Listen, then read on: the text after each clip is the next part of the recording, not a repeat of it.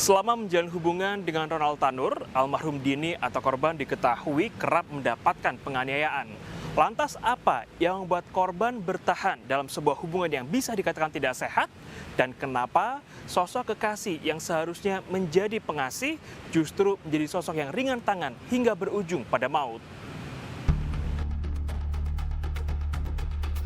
Suasana duka masih dirasakan keluarga Dini Sera Afrianti di Kampung Gunung Guruh Girang, Desa Babakan, Kecamatan Cisaat, Sukabumi, Jawa Barat. Kematian korban secara tragis membuat pihak keluarga syok. Mereka tidak menyangka jika anaknya menjadi korban penganiayaan hingga tewas. Terlebih penganiayaan tersebut dilakukan kekasihnya sendiri. Sehari sebelum meninggal, korban sempat menghubungi pihak keluarga ingin pulang ke Sukabumi untuk menemui anaknya. Doa terus dipanjatkan keluarga untuk korban yang telah dimakamkan tidak jauh dari rumah duka. Keluarga juga bersyukur setelah polisi akhirnya menetapkan pasal pembunuhan pada Ronald Tanur. Keluarga berharap agar pembunuh Dini itu bisa mendapat hukuman yang berat atas perbuatannya. Ya, bersyukur juga karena pasalnya diubah. Ya mudah-mudahan gak berubah lagi ya, tetap di pasal pembunuhan. Gak ada ubah-ubah ke penganiayaan lagi kayak kemarin gitu. Ya semoga pelaku dihukum setimpal kayak pasal pembunuhan itu. Seberat-beratnya gitu? Iya, seberat-beratnya gitu. Gak ada lagi perubahan gitu. Apalagi keringanan gitu ya. Pihak keluarga juga menegaskan tidak akan mengambil jalur damai. Ini setelah keluarga mengaku didatangi seseorang yang mengaku perwakilan keluarga tersangka untuk memberikan santunan, namun tidak boleh diketahui kuasa hukum. Tolak banget ya untuk secara pribadi atau sembunyi-sembunyi dari pengacara. Katanya sih dia bilang dia perantara aja. Perantara supaya menyampaikan gitu. Mau nggak terima keluarganya tersangka ke sini mau ngasih santunan. Nominalnya nggak bisa disebutin, katanya besar katanya gitu. Tapi jangan ada yang tahu, pengacara kita pun jangan ada yang tahu. Itu apa namanya gitu. Edward Tanur, ayah dari Gregorius Ronald Tanur, tersangka penganiayaan Dini Sera Afrianti hingga tewas, angkat bicara terkait kasus yang menimpa anaknya tersebut. Ia memohon maaf pada keluarga korban di Sukabumi. Ia mengaku kaget dan sedih anaknya bisa berbuat nekat lantaran kesehariannya tergolong anak yang penurut dengan orang tua. Edward Tanur berharap kasus anaknya diusut tuntas, tidak ada intervensi, dan semuanya transparan. Tapi si Ronald ini kan sudah dewasa, umurnya sudah 31 tahun. Jadi saya pikir apa yang dia lakukan, dia harus bisa mempertanggungjawabkan baik di mata hukum, baik dalam proses hukum, maupun di mata Tuhan, di akhirat nanti. Tidak mungkin dia berbuat kesalahan hukum atau pelanggaran hukum, saya yang masuk penjara. Ini kan tidak mungkin. Tidak perlu lari dari kenyataan. Untuk apa? Sebagai seorang yang dewasa, berani berbuat, berani bertanggung jawab. Ini yang saya didik untuk dia. Kasus pembunuhan kekasih yang melibatkan anak anggota DPR ini menjadi perhatian masyarakat, khususnya warga kota Surabaya, Jawa Timur. Kecaman bermunculan lantaran perilaku dan tindak kekerasan yang berujung dengan kematian dinilai cukup sadis.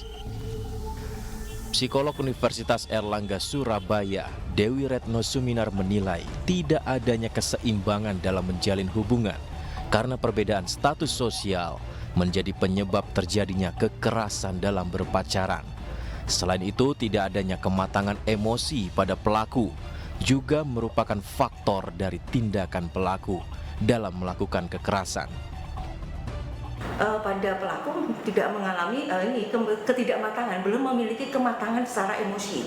Sedangkan reaksi-reaksi itu bisa aja dikomplain bahwa ini adalah bagian dari pengaruh alkohol atau apa. Tetapi kalau kita melihat sebenarnya dari kasus ini itu ya, secara subjek ini melihat backgroundnya, misalnya pelaku sebelumnya juga suka memberikan perlakuan tidak baik kepada korban, maka kita melihat bahwa sebenarnya ini ada bagian dari ketidakmatangan emosi yang seharusnya sudah dicapai di usia tersebut.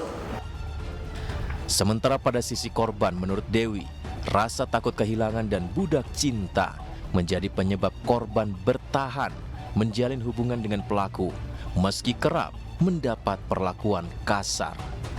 Karena status sosialnya kan memang berbeda, status sosial dari si perempuan ini akan berbeda, sehingga takut kehilangan itu menjadi lebih tinggi. Secara psikologis takut kehilangannya menjadi lebih tinggi. Relasinya sudah kelihatan, relasi kuasanya kelihatan.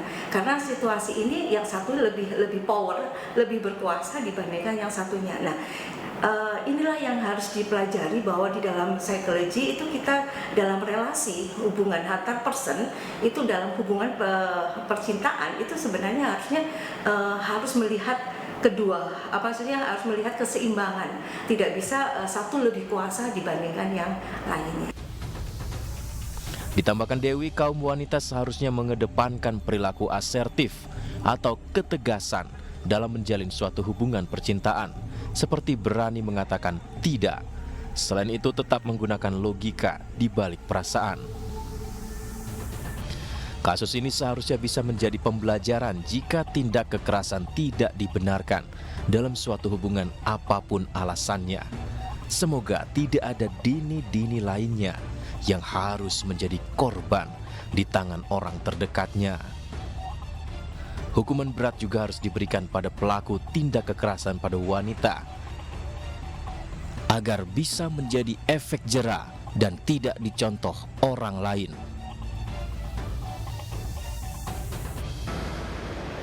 Tindak kekerasan tidak pernah dibenarkan terlebih dalam suatu hubungan karena hanya akan berakhir pada penyesalan atau bahkan kematian.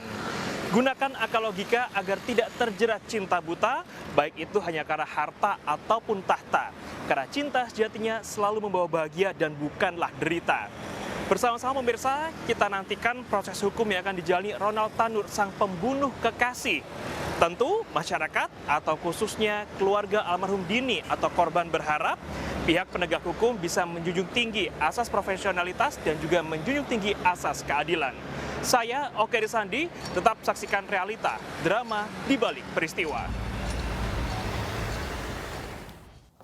Kesal karena istrinya tidak lolos seleksi. Pamung Desa, seorang oknum Babinsa di Gunung Kidul, Yogyakarta menganiaya kades. Penganiayaan terjadi di rumah korban setelah sebelumnya pelaku dan korban terlibat adu mulut.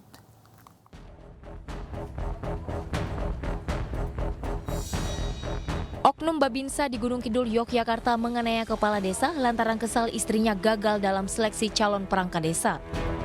Kejadian berawal ketika pemerintah Desa Pampang, Kecamatan Palian menggelar pemilihan perangkat desa dan kepala dusun. Dalam seleksi tersebut, istri Babinsa itu mengikuti seleksi perangkat desa dengan diikuti 8 peserta calon perangkat desa lainnya. Usai menjalani tes dan seleksi diketahui nilai dari istri oknum tersebut rendah dan hanya menempati posisi 6 dari 8 peserta. Tidak terima dengan hal tersebut, oknum Babinsa mendatangi rumah kepala desa Pampang. Di rumah kepala desa ini, oknum Babinsa melayangkan protes hingga emosi dan berujung pemukulan terhadap sang kades. Alasannya ya itu tadi tentang pengisian perangkat. Pengisian perangkat yang terjadi di Kelurahan Pampang kemarin. Terus untuk pemukulan itu wajar sini, tapi sehingga saya terbentur di tembok, ya sudah seperti itu aja. Kasus ini telah diselesaikan dengan kekeluargaan, namun korban berharap kejadian ini digunakan sebagai pembelajaran bersama agar tidak mudah terpancing emosi.